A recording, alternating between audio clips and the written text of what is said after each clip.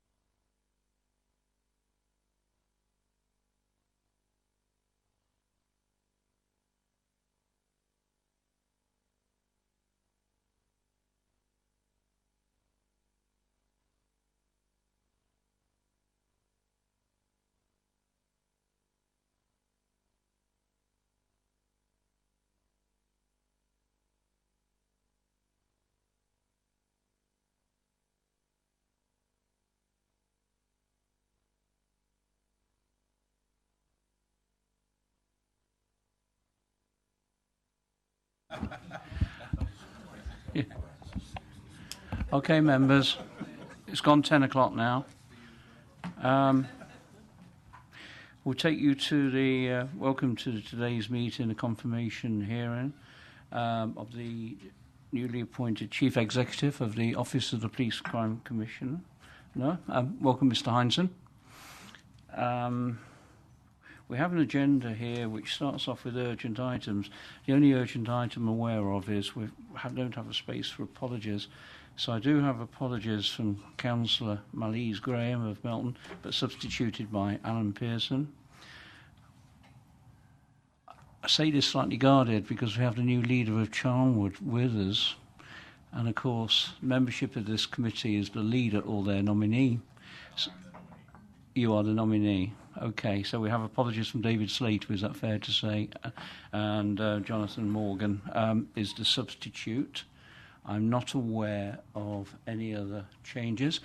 I also think it's important... Sorry, Ratalau? No. Oh, Councillor Osman is not here. Apologies. Yeah, okay. I think it's right and appropriate to be helpful to Mr. Heinsohn. We shoot... yeah. I have to be reminded every now and then. If we just shoot round the table for a quick introduction to be helpful. So I'll start to my left with Alan. Yeah, hi. Paul, how are you? And welcome. Yeah, I'm sure you'll enjoy the next hour. Alan Pearson, County Councillor. I'm Deputy Chair of Environment, also District Councillor. I'm Chair of Community and Social Affairs. And I played rugby, just to let you know. Okay.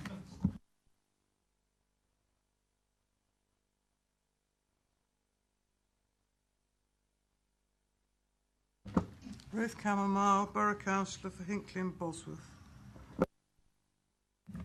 John Boyce, Oldham Wigston. Lee Brecken, County Councillor and Blaby District Councillor as well. Jonathan Morgan, Charnwood. Kirk Master, Deputy Police and Crime Commissioner. Willie Bark, Police and Crime Commissioner. Councillor State Coral, Leicester City Council. Councillor Manjula Sooth, Leicester City Council and elected member for Belgrave Ward. Councillor Govin for City of Leicester and representing for Evington Ward. Michael Rickman, Portfolio Holder and CSP Chair, Harbour District Council. Helen Carter, Independent Member, have been for 5 years. This is my last independent member, my day as an independent member. Colonel Robert Martin, Independent, also last day.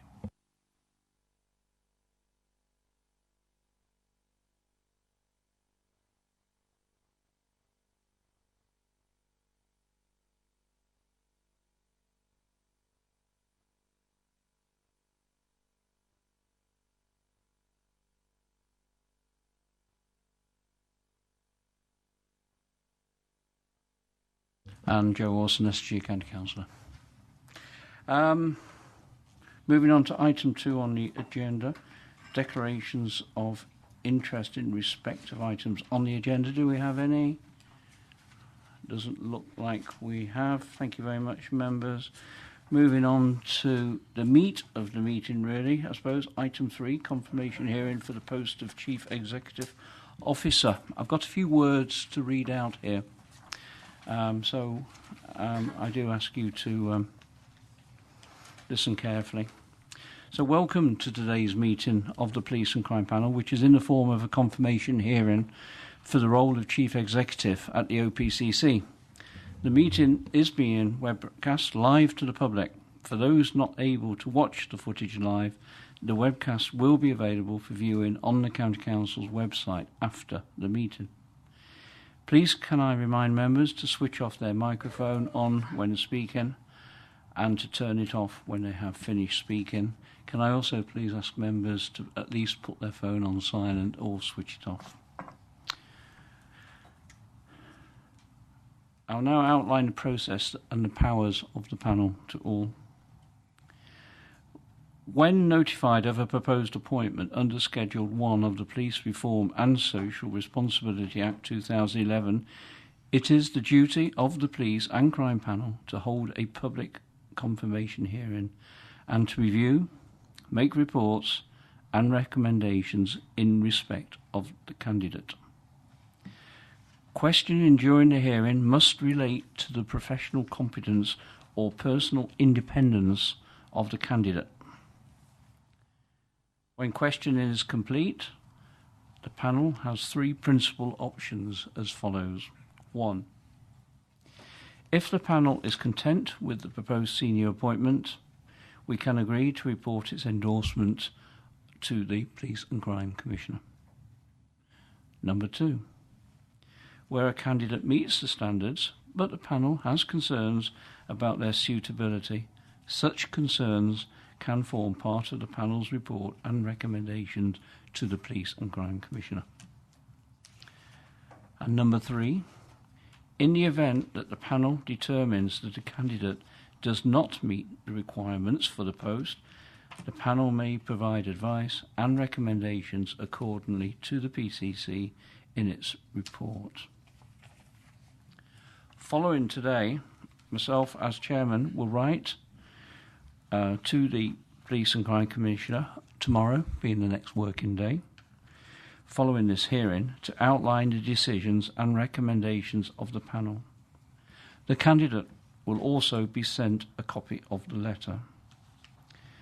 Should the recommendation be that the proposed candidate be endorsed, that the applicant can take up the post. Following a refusal by the panel, the PCC has the following options. The PCC continues with the appointment. Under these circumstances, the PCC should publicise a response focusing on why he felt that the candidate did in fact meet the minimum standards for the post.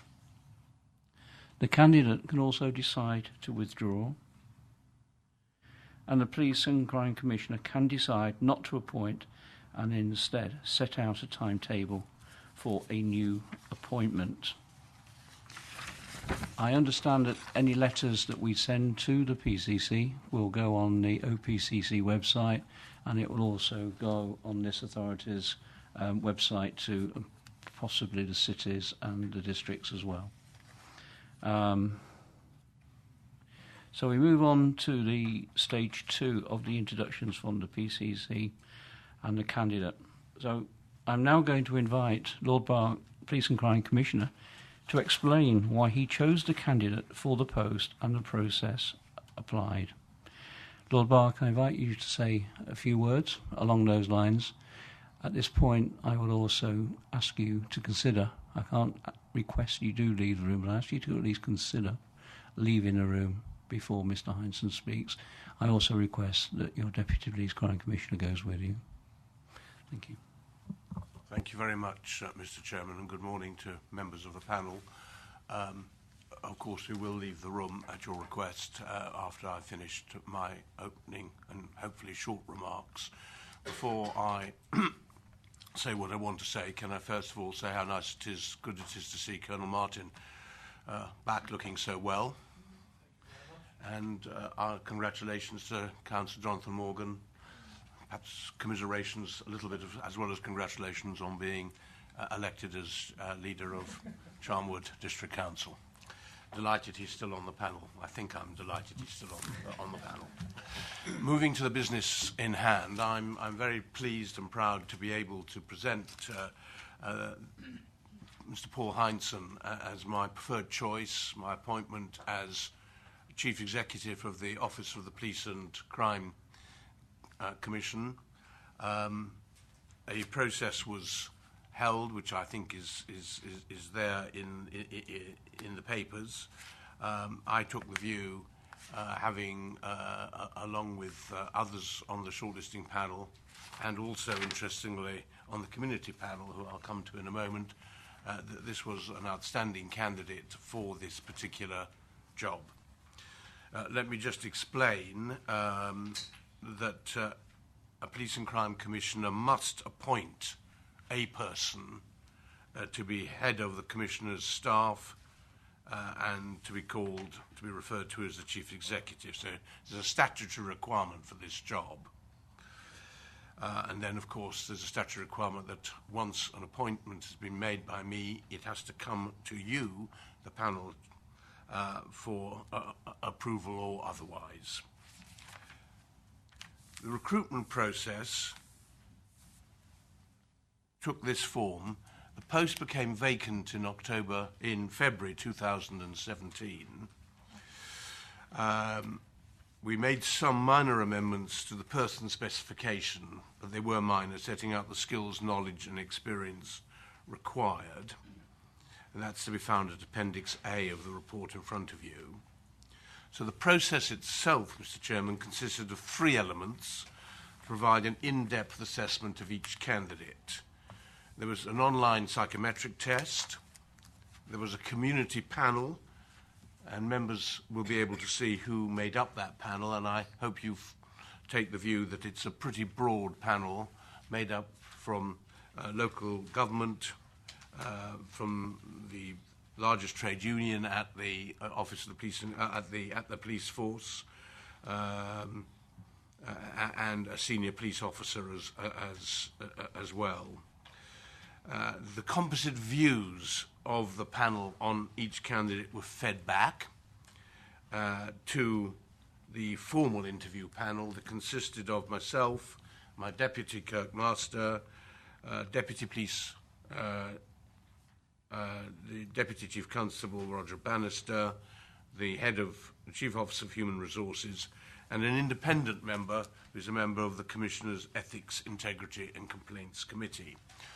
Process began, seems a very long time ago now, on the 31st of March, interviews on the 27th of July. As a consequence of that process, no appointment was made. So we started again, and the second recruitment process began and was similar, if not almost precisely the same as the first round process. On the first round process, you will see that there were, I think, 17 applications, 5 applicants selected for interview. On the second process, 9 applications received, 5 shortlisted. Candidates were assessed against the criteria. In addition to the psychometric tests and the community panel, interview questions were designed to seek evidence of a number of attributes which are set out at paragraph 12 of your report. The proposed candidate, Mr. Paul Heinsohn, was selected as a result of successfully completing all aspects of the recruitment process. The next passage in the report talks about Mr. Heinsohn, and members will have read it themselves and will ask questions if they want to in a few minutes time. Can I just say that in my view, Mr. Heinsohn is extraordinarily well qualified for this position. He has a history of senior jobs To start with, many of them in the probation service, then the probation trust in this area, in the Leicestershire area, and then with great distinction he served in that role. Then he served as an advisor in central government to the Home Office and then to the Ministry of Justice. And then, of course, he has done jobs in the probation field with the new probation set up in the course of the last few years.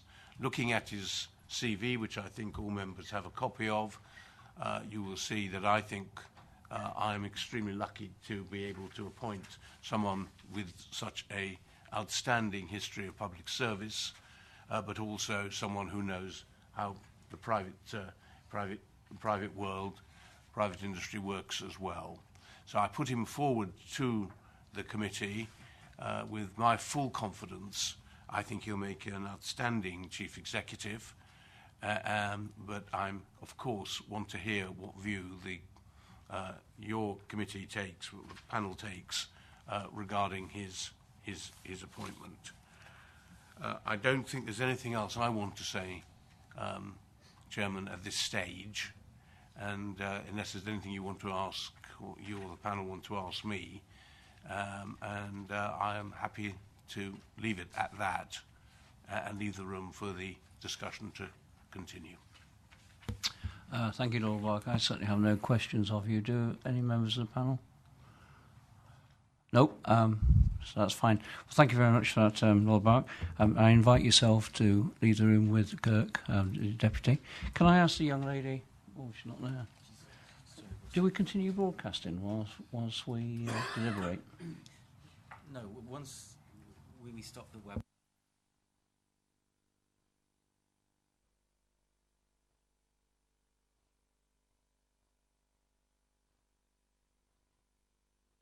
No.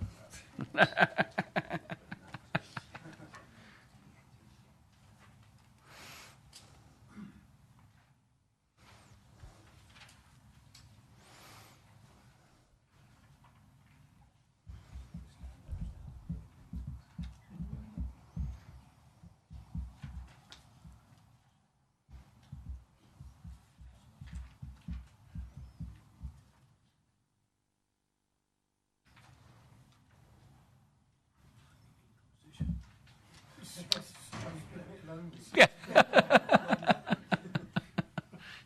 Yeah, how was the story in the Tudor time? No, it was a little Dutch boy, wasn't it, who put his finger in the dike to stop the leaking. I can remember the old pages have him sitting at the table like that with all his elders around him, and there he was holding his finger up, and I always think of that when I see someone in a similar situation. Anyway, welcome, Mr. Heinsohn. Just for your information at this early point, all members have been circulated with your CV. The ones who turned up to preparatory meetings saw it yesterday, but a number didn't have the time to come yesterday. They've all had the opportunity this morning. They all have a copy with them. I have made it very, very clear to all members that they hand them in to you and after the meeting. So that's fine. But now, Mr. Heinsohn, it's your opportunity to explain. Nice phrase, isn't it? Why you chose to undertake this new role, and basically why you're qualified, why you think you're qualified to undertake the role of Chief Executive.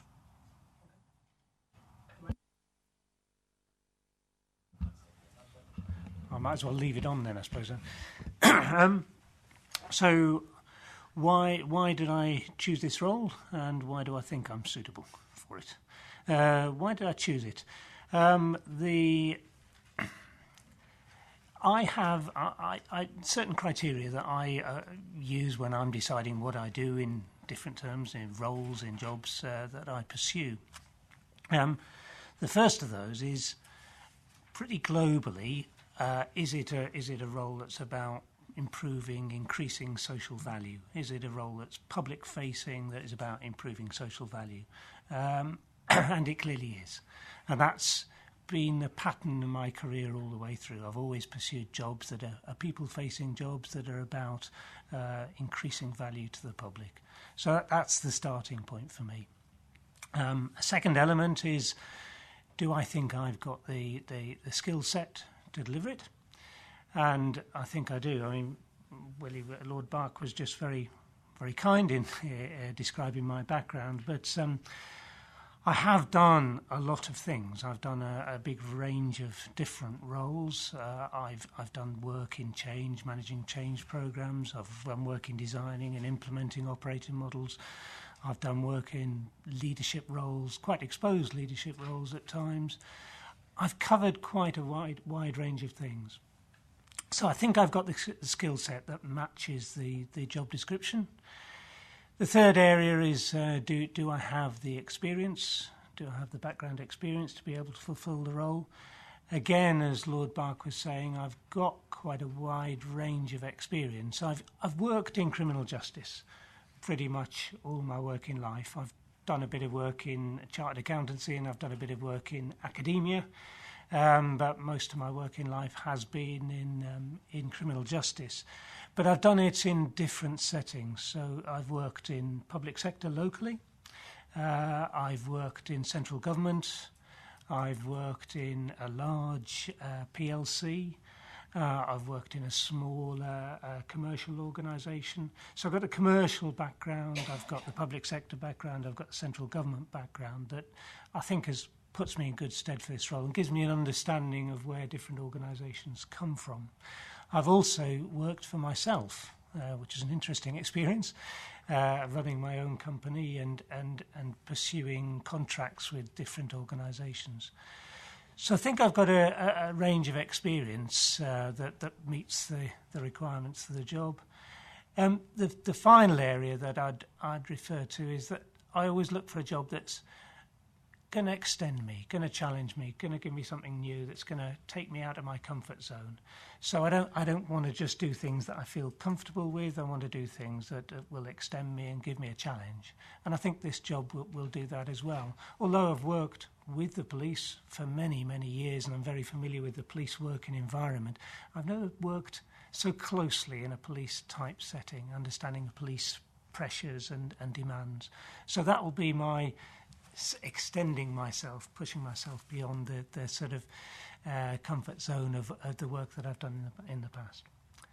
So I'll stop there. I've probably said too much, but happy to take any supplementary questions. No, you've answered the questions fine, actually, and as I asked, and you've answered it. But I'll just ask one very, very small supplementary. What do you think you will actually bring to the role? I.e., what is an opportunity to refresh the OPCC? So what will you actually bring to it? I think the bit that I didn't talk about is, I talked about skills and experience and so on, but I bring, I believe, a range of qualities that I'm quite proud of and confident about. So I bring creativity. I've done a lot of different roles where I've had to do things afresh, do things new, look with a fresh eye on different things. So working in the Ministry of Justice, I had to redesign the way in which they deliver defender management across prisons and probation. That was a national role. That was a really challenging role because although probation work was, they were very enthusiastic about what I was preparing, prisons weren't. That was a challenge. And working with organisations that are a bit resistant, a bit awkward, a bit difficult is familiar territory to me. Dealing with organisations that have to change culturally is familiar territory to me, and I've been through that process, probably more so in the commercial sector when I've been running organisations, probation-based organisations, where people are unfamiliar with the new environment, uncomfortable with it, having to take them along, persuade them, encourage them that this is the way we need to go, is something else that I bring. I think in all that, leadership is absolutely crucial, and leadership is about the things I've described: having a vision, having a set of values, and pursuing goals. I think there's also a doggedness about it. Being able to keep going, being able to persevere, being resilient, pushing hard and keeping things going and injecting purpose when it's unclear. I think I bring that as well. And I think the other thing that I'd want to refer to is, in a lot of these roles, it's been far from clear what the direction is. it's been difficult to build a vision of what the future holds. And what I've had to do in those environments is live with what I call live with ambiguity. Being able to pursue a goal and develop a vision whilst the way ahead is not entirely clear, and be able to take people with you and develop that vision in a collaborative way. I think I bring that as well. Thank you very much. Can I call you Paul? Yeah, of course. Yep. And I'm Joe. So thanks for that. There were two bits of good news. Number one is, that's my final question. All right. And the even better news for you is when we met yesterday afternoon, I'm advised that we did start off with 22 questions, and we were again advised to bring it down to around 8. So it could be worse. So it's one of 8. Could be worse. So I will now invite the members to question yourself, Paul, and I first turn to the gentleman on my left, Councillor Alan Pearson. Hello, Paul. How are you? Thanks for the presentation. More comfortable now than I was. Good. Well, yeah, help yourself to a coffee as well if you want, not just water. The question I've got is quite simple. What attracted you to this role? And can you provide an example which demonstrates your ability to strategically plan? Okay. You've already touched on it because I you've think talked I've about covered it, but the. if you can expand. Thank you. Okay. Well, what attracted me, is the element of it's a role. I mean, what matters to me in work is the achieving value. I believe organisations to exist to provide, or public sector organisations exist to provide public value, and that certainly attracted me. Some of the roles I've done in the commercial sector haven't had that engagement with the community that I think this job has, and that particularly attracted me.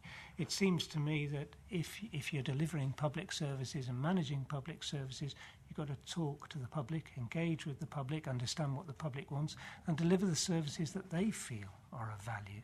So that appealed to me, and from what I've seen, obviously it's early days for me, from what I've seen, that is a key part of the role. Understanding what the public wants and being able to provide it. So that, I think, expands on the first bit. Can you just remind me of the second part of the question?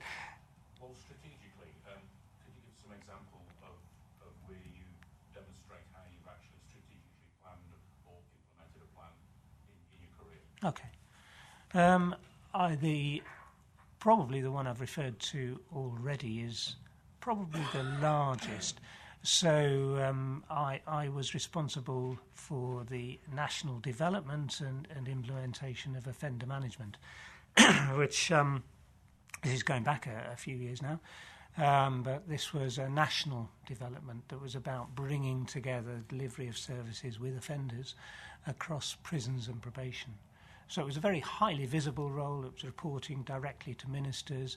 It required a strategy, and that was a written strategy. It was a very, very visible strategy. It was something written down that was available to all practitioners. Around about 30,000 people were involved in delivering it. My job was to articulate it, communicate it, ensure that people were enthused about it and understood it, and then implement it. And that was over the course of 2.5, 3 years that I had to pursue that. I went round probably every prison in the country. I went to every probation area. I had national conferences, international conferences. One of the key parts of that was being visible, promoting it, dealing with the issues. But there was also a much more practical element, which was more of a program management methodology. So knowing what the milestones were, being able to identify the plan that sat around those milestones, ensure that we're implementing it, deal with problems as they arose, so risks that arose, the issues that arose, ensuring that we manage those. I think that the other thing that I learnt from that is that the idea that you can design this vision of the future, build a plan and go off and do it, is not really always possible, because the world doesn't sit still whilst you go about your planning and your implementation. Things change, and that was the case. With me, I was running a program that lasted 3 years. the world moved on a little bit during those 3 years. So the thing I suppose I learnt more than anything else is, yes, you've got to pursue your plan. Yes, you've got to be fairly rigorous in how you ensure it's being applied.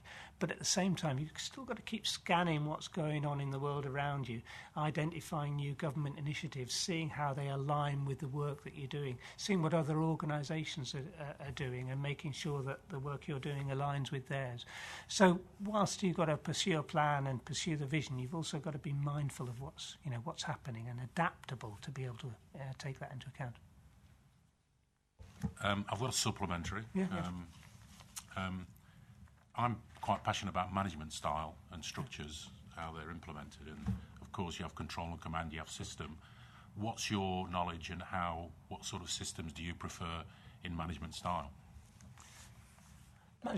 Management style is I tend to work with a much more collaborative approach than many. I'm not a kind of stand up on the table and bang my drum. I'm much more collaborative in the way that I work, trying to get alongside people, ensure that, being clear about what people's roles are, ensuring that people have clear appraisal systems and expectations that are made of them, but also for me, what you want to do is for people to grow and develop and have the initiative to do that.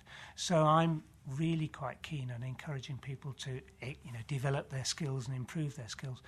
I will, obviously you need to have a performance management structure around the way people work, but I would encourage people to try and develop new opportunities, new skills. And within that, there is always the possibility that people make mistakes. We all make mistakes in our working lives. And my view is that as long as people work to address their mistakes, they learn from them, they're able to develop further, then that's great. The problem I have is when people won't learn. That's the key thing for me. Being willing to try things, being willing to take responsibility, but being willing to learn and improve and develop. Those are key elements for me. Thank you very much. That was excellent. Thank you. Thank you. Thank you, Paul. I now turn to Councillor Coral. One day I'll get it right, Chair. Good morning, young sir. Morning. My question is thinking about leadership skills. What achievements in other organisations are you most proud of? And can you also give an example of managing change within a strict legislative framework and explain how you went about ensuring that the legislation was actually complied with? I've given the example of offender management. The one that was most challenging was the most recent one. So I worked for two private companies, a large PLC, where I had to develop and manage a change program, and then a smaller company called Working Links, where I had to manage, as I've partly already described, cultural change within a very, very tight statutory framework. Arguably too tight. Statutory framework and contractual framework. The contract was huge. The contract was an enormous piece of work and very rigorously managed. But as well as that, there's a legislative framework that sits around it. So the context is really quite tough. The way in which I approached it was really a project management discipline, which involved articulating the model that we're trying to implement, communicating that, articulating that with staff, some of whom weren't all that keen, if I can be honest. Because this was the introduction of a private sector approach within a traditionally public sector organisation.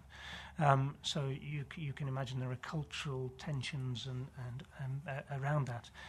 And the best way in which I could deal with that was to ensure that we had a methodology for achieving culture change, but to be very open, to be very accessible, to be very interactive in the way that I engage with staff. There were around about 1,600 members of staff, many of whom had never worked in the private sector at all. So there was a big job of culture change. Culture change was one of the work streams. Within that, there were a range of other work streams about primarily driven around a new operating model. And so that was one of the key ones.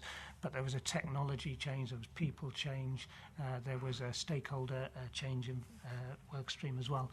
Various different work streams. I built it around work streams. Each of those work streams had to identify clear benefits, work to achieve those benefits, had to identify the milestones that they were achieving, and we built a plan around that.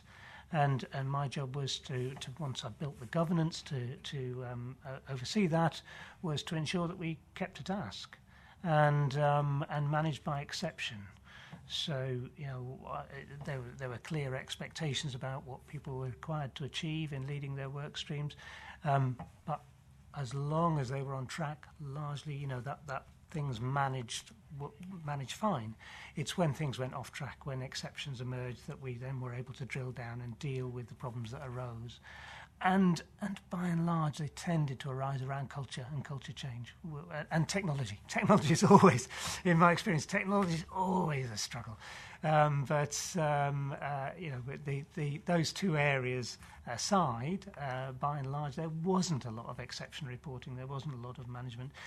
The thing that I think is crucial within it all is to this is tough. This is really tough to manage an organisation that big and in a very, very exposed media climate. There was a lot of media attention and to drive forward a change plan.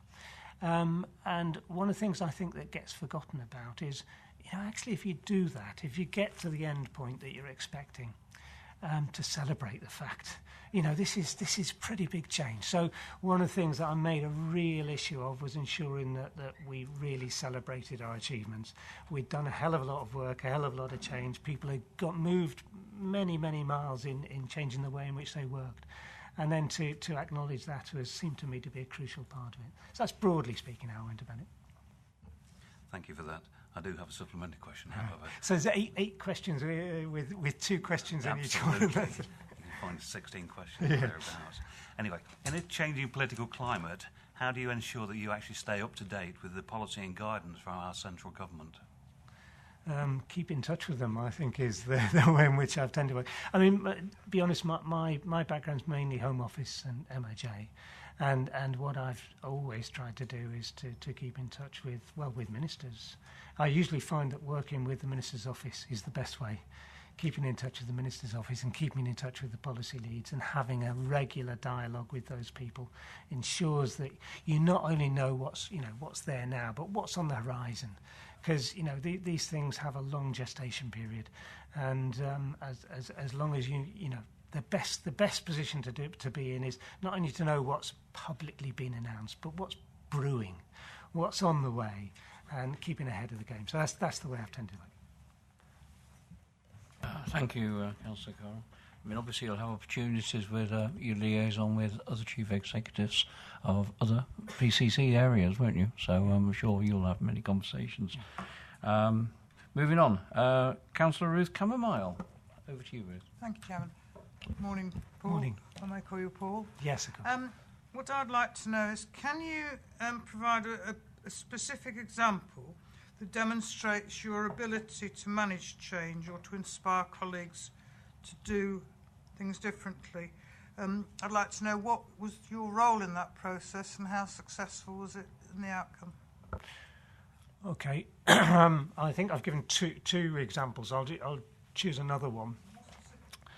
Okay, so the examples I've given were the one at Working Links and the offender management one, both of which were, I would call them transformation programs. That they involved a level of change that was transformative.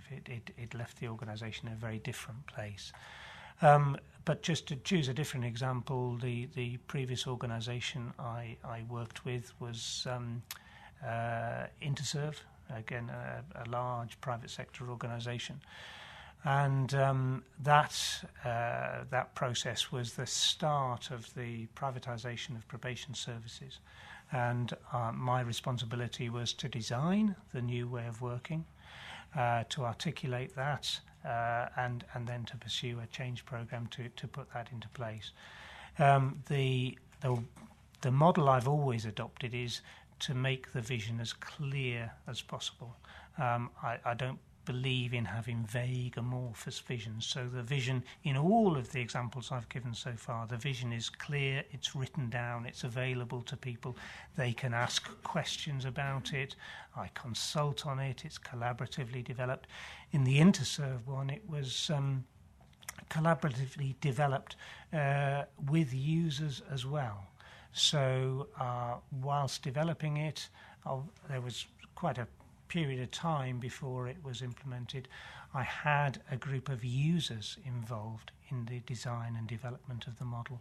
So I actually had offenders working with us to help design the way in which we'd work, and to give the model some credence, some applicability to their environment. They're the people that are going to experience it. They're the people that are going to have to live it and breathe it. As well as that, a group of practitioners. So people that were really at the coal face of doing this work were involved in the design and development of it from the start. And then when when it was finished, when it was ready, the key thing was that I knew that this had the backing of people that knew what it was all about behind it. In terms of putting it into place, I actually left Interserve before we finalised it, but I put the change programme into place. I oversaw the development and implementation of it. The programme, it's a similar programme management structure to the one I've just described. Very much about articulating the vision, identifying the benefits, and pursuing those benefits rigorously through a programme management methodology, through work streams, through plans, through risk management, through issues management. The one area I think it's important, though, that I haven't touched on so far, that is a key part to achieving transformative change, is to be clear about what the benefits are that you're pursuing. And in my experience, that's often not done very well. Now, those benefits range from effectiveness benefits, doing things better, achieving more, being clear about the outcomes that you're pursuing, and demonstrating that you have achieved them more. And that was a tricky thing to do in the world of working with offenders, because those outcomes are by no means universally understood or agreed. But that was a key part of it, understanding what the outcomes were, in particular about reducing reoffending. And that was something I did, and something that I would want to pursue and carry on with. That clarity of outcome is crucial to me. There are other benefits as well. Some of those are efficiency benefits and the use of new technology, and demonstrating that, if you invest in new processes, new IT, there's always an IT dimension to it, that actually that doesn't end up costing you an arm and a leg, that it actually saves money. And I think being rigorous about how you track benefits is a good way of doing that. And efficiency also is, in this area at least, about reducing resource. And that was quite a challenge, because reducing resource very often means fewer people delivering services. And that's been a key theme of running public services for many years now, and isn't an easy thing to do. What I was keen to do was to ensure that we did that in an entirely ethical way, an appropriate way, so no compulsory reductions in staffing. All was done on a voluntary basis at the rate that was recommended by the government, but pursuing a resource reduction plan that involved reducing staff, but delivering the same quality of service. That's quite tough going, but that's what we achieved. So that's another example recently that I've pursued. Does that answer your question? Yes. Thank you. Councillor Boyce. Thank you, Chair. Good morning. I shall be brief. What experience do you have of delivering improved services at a time of diminishing resources? How would you set about this? And how good are you at multitasking? I'll leave the multitasking. The multitasking. I'm a man, so is that.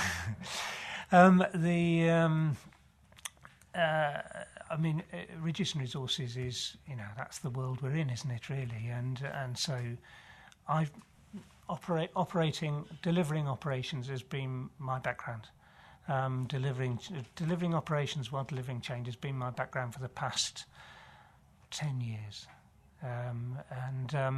So it's a very, very familiar scenario. I've had to do that in all the settings that I've worked in. I think the key thing is, partly as I've already described, being clear what it is you're trying to achieve. The organisations that I've worked in have always been, they've developed historically. They have done things because of the historical expectations upon them to do those things. And I think one of the benefits of a period of austerity is, it's not always popular, but that's where we're at. One of the benefits is that you have to go back to basic principles and think, well, why am I doing things? What am I doing it for? What's the purpose that sits behind this? And being clear about, what it is you're trying to achieve. For me, I've described the example in Interserve where I did that very, very much in collaboration with users of service and practitioners. So it wasn't one of the dangers you have in this sort of environment is that you design something in a darkened room, you take it to a board, it signs it off, and then you drop it on people from a great height, and they have no commitment, no involvement in it. They just have to endure it. And I think that's the very worst way of doing it. I think one of the key ways of actually managing austerity, managing delivery of services in a straitened circumstances is to involve people and to use the skills and knowledge and background of people to help you do what's needed. People who are delivering services are very, very familiar with ways in which you could do things better, achieve things more, get a greater quality at a lower cost. So I've unashamedly drawn on that experience in all of the changes that I've done. Use the experience of people from the various backgrounds at the various different practices that I've been responsible for, and use their knowledge and expertise to design things in a more efficient way, and to help me and the people working for me to understand what's absolutely crucial and what things we don't have to prioritise. When you talk to people, everything's a priority. Everything's absolutely essential, and you can easily get lost in that. I think you've got to be tough in that sort of environment. You've got to make tough choices, but if you do it in a collaborative way, if you draw on the skills and knowledge and experience of people, if you encourage them to help you identify solutions, then you can go a long way. So that's been the general approach that I've adopted. It's familiar territory. I'm not trying to pretend it's easy. It's not easy. These are difficult choices, but someone's got to do it, and someone's got to manage it in a very determined way. Thank you. You mentioned the word austerity, and people have this fear of this word, but I did actually look it up in the dictionary what it meant, and it simply means living within one's means. I've lived by austerity the whole of my 66 years, and but people really get fearful of living within one's means. I don't quite get it myself, but hey ho, that's where we are. Moving on, Mrs. Carter. Thank you, Chair. I'm Helen. Hello, Paul. Hiya. I'm sure our paths must have crossed at some point looking at your CV. In terms of the question I have, it's the OPC is required to build good relationships with partners in the area of community safety, but tough decisions will need to be made on which of these partners receive funding from the OPCC. How would you ensure that commissioning decisions were impartial and fair, and that there is effective engagement with stakeholders and partners? Okay. If I start with the impartial and fair bit, then probably covering similar territory, but commissioning decisions being impartial and fair, I think it's important to build decisions on. I use what I call the theory of change. What people are proposing, how do they believe they work, what benefits they're trying to achieve, and how can they demonstrate that those benefits are real. And obviously, before you've done anything, it's hard to demonstrate that. And the danger is, I've found in the past, is that you only do the tried and tested things and you don't innovate. I think it's important to get balance, to do tried and tested things, but also to be able to innovate and to deliver new services as well. Because otherwise, how on earth are you going to do anything new? But you can't just come up with, wonderful ideas and just let them loose. That's difficult to do. I think the important thing to do when you're innovating and developing new services and trying new things out is to demonstrate the rationale that sits behind them. And often that's using evidence of from research, from regulatory reports, from benchmarking reports, to draw on that experience to demonstrate that what we're doing has got a sort of evidence base that sits behind it and has got some validity, and also to be able to demonstrate that there is a clear rationale, a clear conceptual logic that sits behind the proposed service that has a integrity about it, that makes sense, that is clearly of value. So I would look to develop services that have a range of things, from the tried and tested, the things we know work, that are things that have delivered well, right through to the innovative things, but not innovation for the sake of it, innovation that has some evidence base sitting behind it, that convinces the panel that there is some value in it. I think sitting behind that, obviously there have to be criteria that demonstrate what services are chosen and what aren't. And the stronger the evidence base, the stronger the track record of delivery, the better it is. There's always a value for money dimension sitting behind that as well, and I think it's important that services demonstrate that they are delivering services in a value for money way. And again, drawing on benchmarks, that sort of thing can help you make those decisions. I think also sitting behind it is the ability to demonstrate that you have a clear idea of what it is you're trying to achieve. Again, the term outcomes or value, whatever we want to call it, is, I think, a key thing in delivering public services. Very often what people describe, in my experience, is a set of inputs, what we're going to do, not what we're going to achieve. I think it's absolutely crucial to articulate what you're going to achieve as a key starting point and demonstrate how you're going to achieve that. I think also beyond that is that organisations then have to be able to demonstrate once those services have been procured and they have the green light to press ahead, that there is a performance management regime that sits behind them that ensures that they're delivering things to the standard that they say they are. Now, that in my view can sometimes be. I've come from a background where the contracts were weighed in kilograms. They were so huge, and that can be a really tough process. I think the danger is that you get into sort of the minutiae when you're managing organisations, and you expect too much, and actually a lot of the resource goes on providing the information. I think it's important to be absolutely clear of the sort of headline things that you want organisations to achieve and monitoring their achievement of those, not getting down too granular into all the fine detail of how they're doing it. So I'd be very much more in favour of managing by output and by outcome.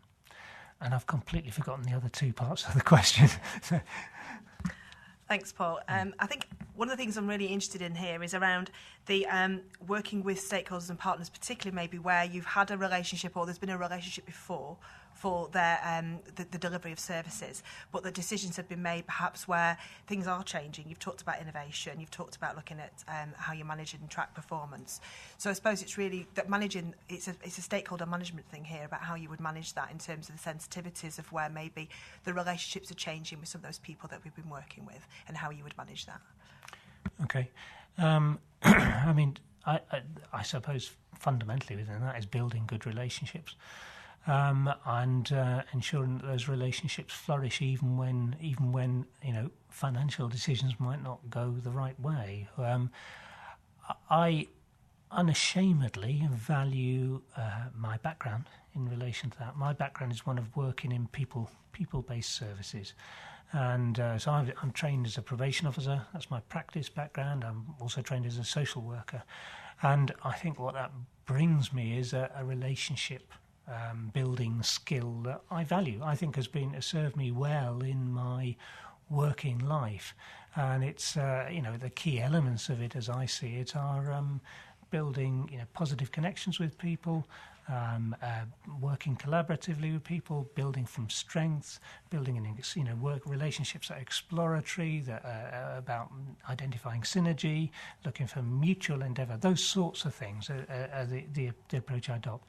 So I'd want to use that methodology in building those relationships and sustaining them, even when decisions are, not necessarily the ones that they would want to pursue.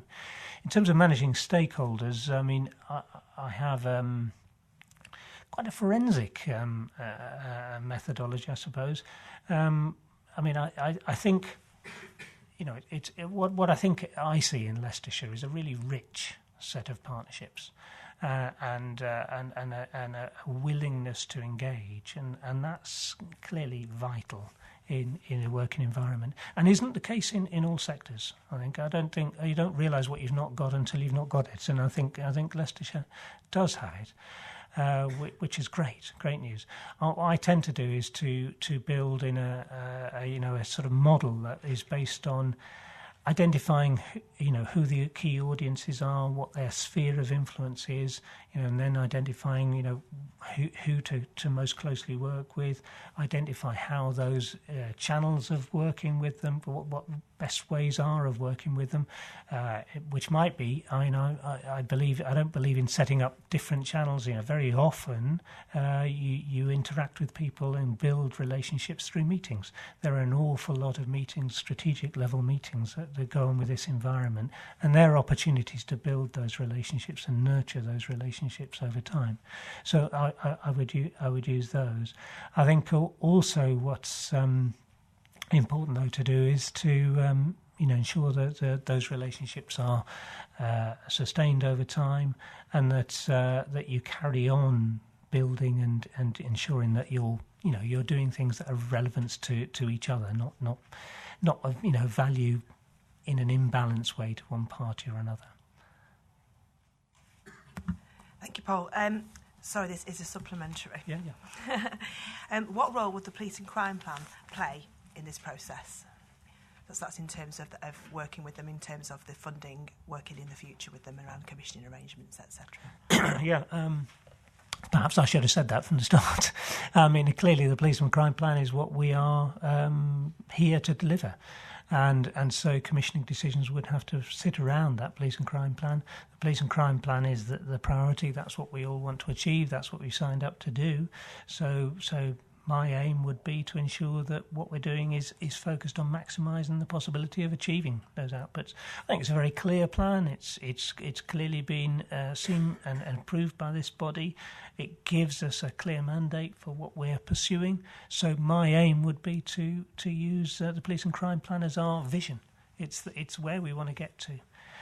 Having said that, obviously things develop, as I said earlier, and that doesn't mean to say you can just sit back and let the police and crime plan run itself. You've still got to keep an eye on what's happening.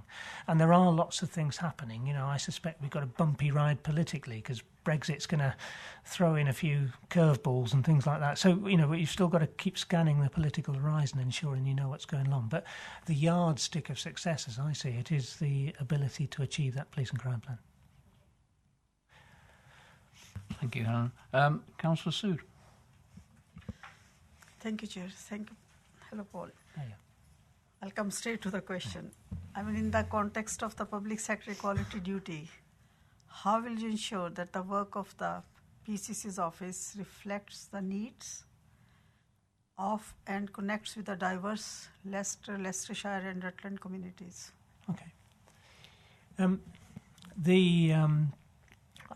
I spoke already about the importance of community engagement, and for me, delivery of public services is delivering what the public wants and ensuring that we understand what the public wants and that we deliver it, and that's easy to say, harder to do, because sometimes we have communities that are harder to reach. So that we can engage with communities through forums, through using social media and other methodologies. But sometimes those communities are much more inaccessible. I mean, my background is working with offender services, and many of those communities just aren't open to the normal, easy methods of engaging. So you've got to go out to communities and engage with the communities, find the forums, find the opportunities to work with people, and try and understand what it is that they want. And that, the example I gave earlier was of co-development. So, in my view, it's not just about talking to people and listening to people and trying to understand what it is that they want. I think a sort of higher level is co-development, where you actually get the users of service to work with you to try and design what those services are. And I've got a number of examples of having done that, where we've drawn on the users of the service to actually help design what it is we want to do. I think beyond that also is sort of the option of co-delivery. We've got very rich communities, very rich, diverse, experience around in Leicestershire. And I think one of the ways of ensuring that those services delivered in ways that are of value to those communities is to draw on those communities to deliver them. And my background is mainly in working with offenders, but the ways in which I've done that are, for instance, using services like community payback, providing community payback to local communities so that they can run services for themselves. And I did that in a very, very big way in Working Links, where I actually 60% of those services were run by the communities.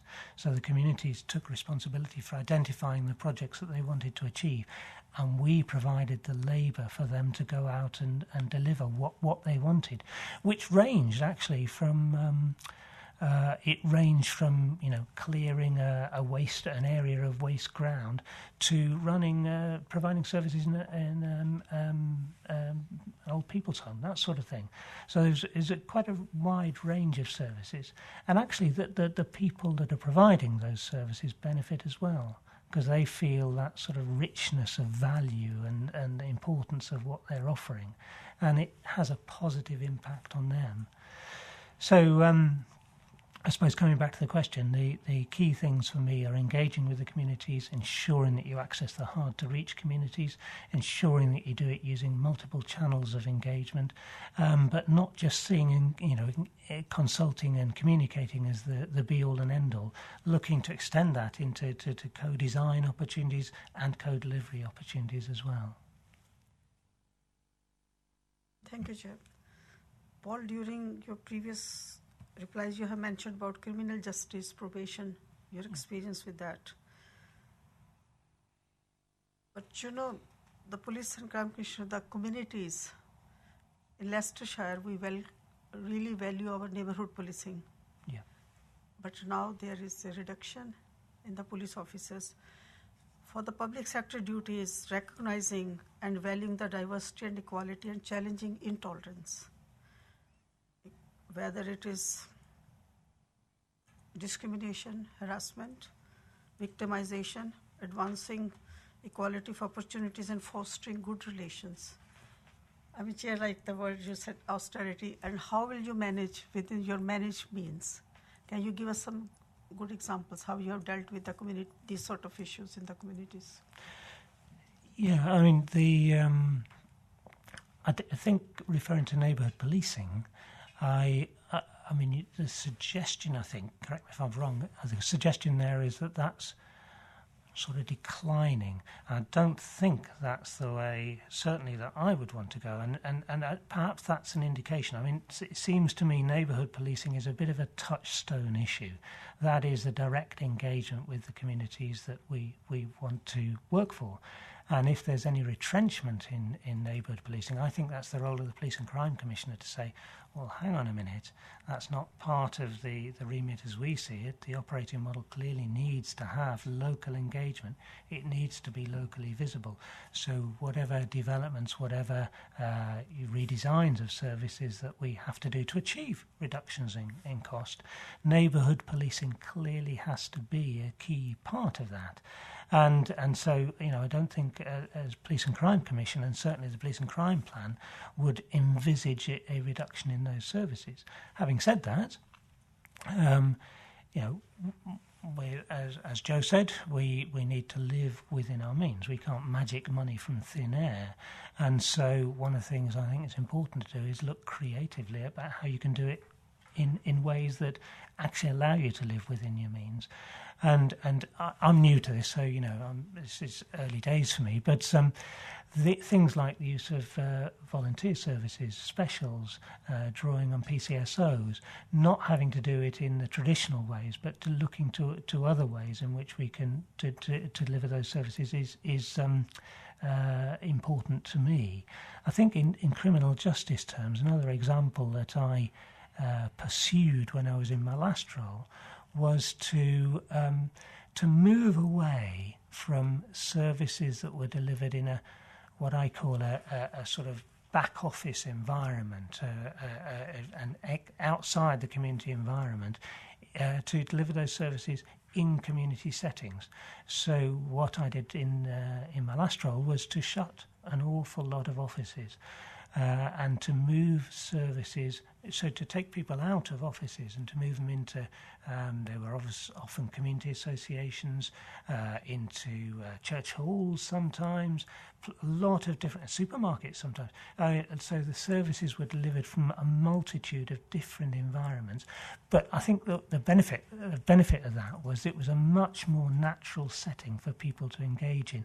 There were much more accessible services, there were locally available services, and to put it bluntly, some of the office-based environments that we previously operated in were pretty unpleasant. These were much more natural environments, fresher, brighter, more open, accessible environments. So that's another example of the way in which I think that we could, without spending lots of money, with recognising the austerity requirements on us, nevertheless be more accessible and be more open and provide services that are of value to people locally. Thank you. Now, as far as I'm aware, Paul, some more good news. The final question, as far as I'm aware. Colonel Martin. Hi. Morning. I'm sure come across the principles laid down for the conduct of public sector duty. How will you ensure that your conduct in public life, otherwise those are known principles, can you let us know how you will apply them and what you perceive them to be? Okay. So yes, I am familiar with them, and I have. There are a couple of things that I think apply that probably are unusual to me. One of which is that I've said this already, but I think it's worth repeating. Is to me the sort of fundamental principle is that if you're in public service, you're doing things that are of value to the public, and that notion of value is, the sort of bottom line for me. If it's not of value, then why the hell are we doing it, frankly? That is the sort of core element for me. That what I want to ensure is that, and I think it's something to test yourself on at all times, is what I'm doing really of value? Is there public value in doing this work, whatever it may be? I'm from an operational background, and so that's the yardstick I apply to operations that we deliver. If it's not of value, then don't do it, and maximise that value at all times. I think beyond that, there are a number of beliefs I have, I think, that give me a real grounding in this, that I think ensure that I don't go off and do things that are inappropriate for the public sector. One of which is, I won't go through them all, I'll bore you to death, but one of which is, I think everyone's special. When you're working, these are people-facing roles. These are working with diverse communities, people from different backgrounds. And I think having the notion that everyone's special, everyone's unique, that we have to provide a valuable service to everybody in a personalised way is important. And another belief that underpins the way I approach things is everything's important. Obviously, you've got to prioritise. You've got to do things that are, the most important things. But to do things with a degree of importance and purpose and priorities is essential to me. So those are probably that's more my background. I mean, more coming more centrally to the Nolan principles. One that's absolutely crucial to me is that of integrity. And I define that as doing the right thing. And doing the right thing might be different for different people. That's always a testing issue. But, as long as I'm doing the right thing as I see it, as I understand it, as long as I'm testing myself and I'm applying the principle of value, then that's a key part of it for me. Another element for me is to be inclusive and collaborative, that working with people, involving people, ensuring that people understand what I'm trying to do and being accessible is a key part of it for me. Fairness is another part, ensuring that the services that are delivered are fairly delivered, they're appropriate, that they are accessible to all, that they're not focused on one community or another community, that all communities have equal access as far as is possible. And another element for me that's probably sits slightly outside the normal Nolan principles is that of learning. I think as organisations delivering public services, we're going to make mistakes. We're going to get things wrong occasionally. And as long as we have an expectation that we and all the people that work for us have the ability to learn and develop and change in response to things that go wrong, then we'll do well. And I mean learning not just from the immediate things that we do that don't work in the way anticipated, but learning by scanning the horizon, by being aware of the research that's out there, being aware of benchmarks, being aware of regulatory reports, and doing whatever we can to ensure that we apply the learning that comes from them. So I've probably covered more than I meant to, but hopefully that gives you a flavour. Well, thank you for that. Arising out of that really is the fact that I picked up from your CV that you're a director of Encompass Innovation Limited. Yeah. Now, to what extent do you think that will impinge on your role as Chief Executive of the APCC? And do you perceive that there might be any conflicts of interest in your directorship and your new role? Not at all, because the company is now dormant. So the company, I can't stop it yet, because there are tax returns required at the end of the tax year. As soon as those tax returns are done, all the VAT returns are done, that company will be no more. So that's the bottom line there. That company has no existing contracts. Up until last Thursday, I was working for the MOJ. I had 2 contracts outstanding.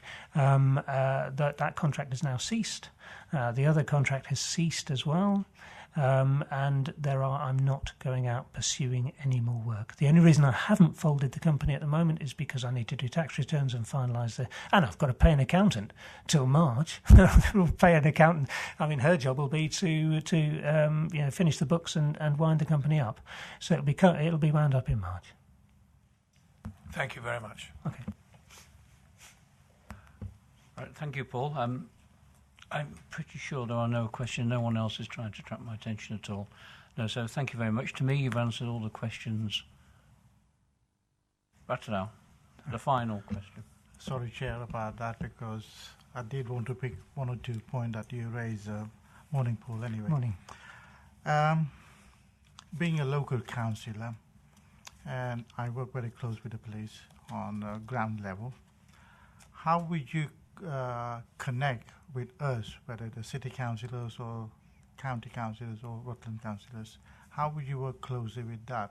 Or would it be your policy against the police panel or police day-to-day activity that now this is the process that you need to follow, or this is the way we need to work on that basis? How would you engage in that context? Okay, how would I engage with you is building a relationship. So what I would envisage I mean, obviously, I'm familiarising myself with things at the moment, and not actively pursuing any of the work. But my aim would be to build relationships with all of you, particularly the people in this room, because you're members of the Police and Crime Panel, and your views are therefore absolutely crucial to me. So, building a relationship with you would be part of, and understanding the communities that you represent, and ensuring that what we're doing is relevant to your communities, be a key part of my role as I see it. That involves going out and visiting your communities, and I mean, one of the things I'm quite keen on doing is, and I've always done, is going out with, say, a local neighbourhood policing officer and spending time with that neighbourhood policing officer, meeting the local communities, understanding the local issues. I mean, obviously, I can't do that all the time, but I think what I'd really want to do, and I love doing it, to be honest, I love doing that sort of thing, is go out and understand the communities and see how things operate at the cold face. Because very often, you know, if you're sitting in a darkened room somewhere, you don't really get a proper understanding of what things are like locally.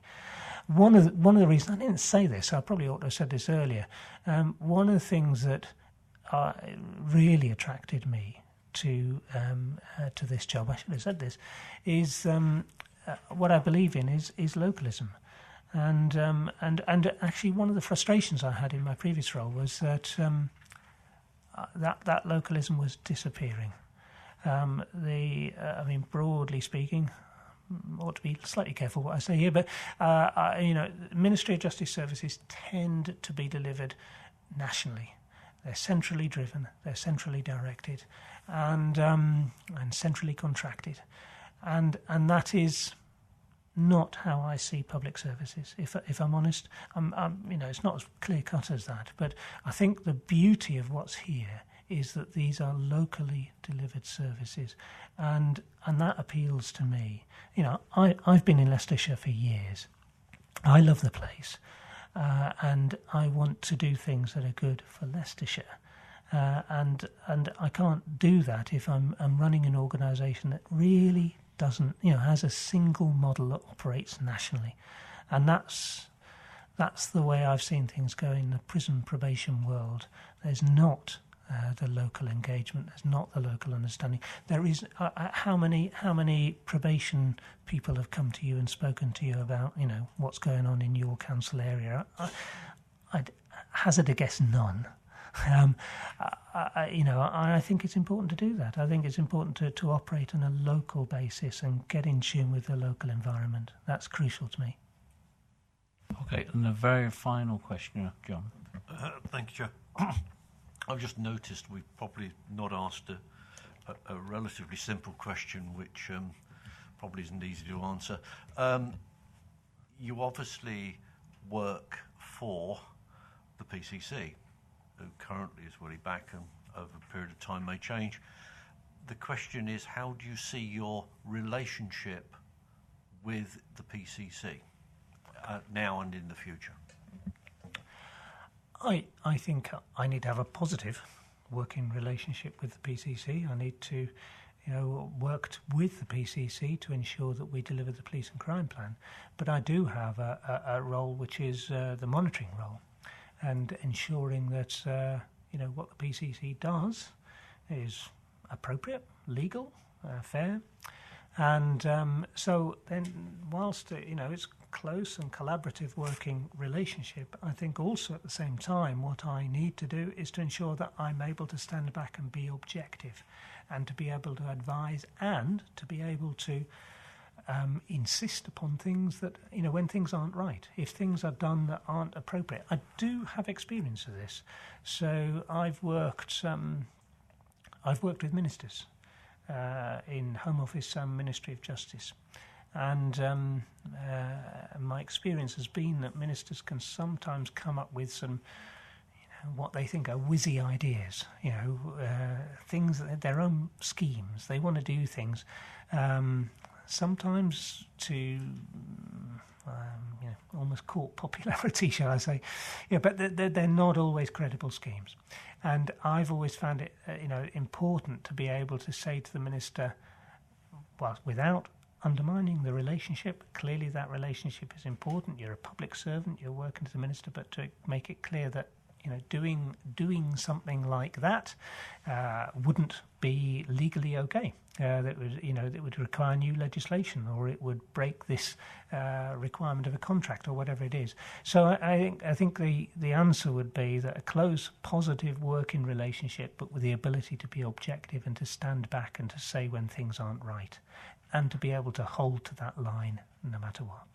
So that's how I'd see it. Right. Well, thank you very much to all the questioners, and also thank you to you, Paul, for answering them. Certainly to me, you did answer the questions, actually. I don't think you prevaricated in any way at all. It's the most full explanation to each one, so thank you very much. Thank you. The panel will now go into a closed session to make a decision.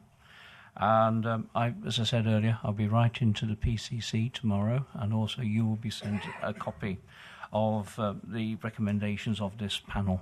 So I invite you to leave us, and just, like I said, with a big thank you. Thank you. Well, thank you, everybody. I've surprisingly found that interesting and valuable. I hope it went